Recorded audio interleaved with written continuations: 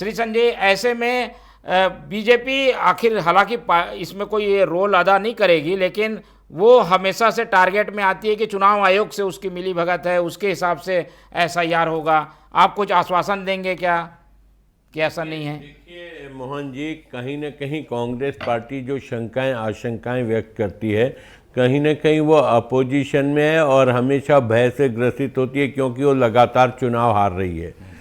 पिछले 13-14 सालों में, 12-13 सालों में लगभग राज्यों में 75% राज्यों में चुनाव हारी, 3-3 लोकसभा के चुनाव हारी।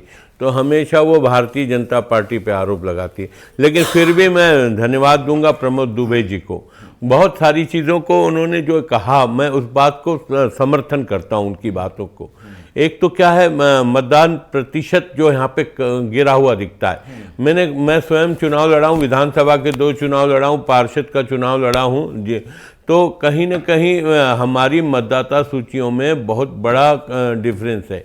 ऐसे भी मैंने बूथ देखे जिसमें 900-1000 वोट रहे हो और 700 मतदाता हैं ही नहीं, जिसको हम आखिरी तक नहीं पकड़ पाए। मैं पार्षद लड़ा, मेरा उस वक्त मदर टेरेसा वार्ड का एक बूथ ऐसा था जिसमें 900 वोट में 700 वोट थे ही नहीं, और मैं नहीं पहुंचा, मेरा विरोधी कैंडिडेट भी नहीं पहुंचा। मैं ये आरोप भी लगाने की स्थिति में नहीं था कि मेरे विरोधी कैंडिडेट ने बाहर से लाके जोड़ा दिए।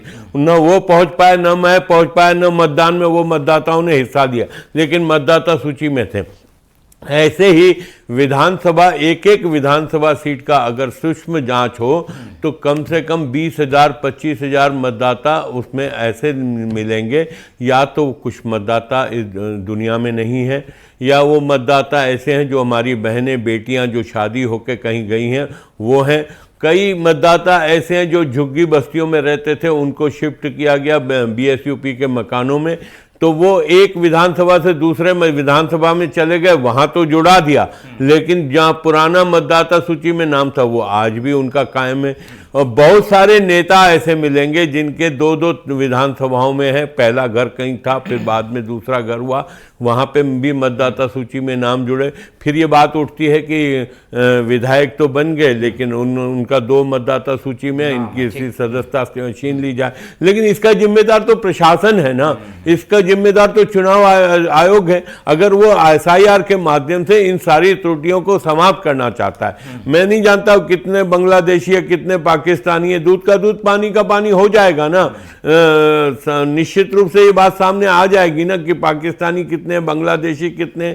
बार बार भूपेश बघेल जी, निश्चित रूप से हमारे अरुण साहू जी ने, उप मुख्यमंत्री जी ने कहा कि 5 साल कांग्रेस पार्टी क्या कर रही थी, आज आरोप लगा रही है वो कांग्रेस भारतीय जनता पार्टी के ऊपर।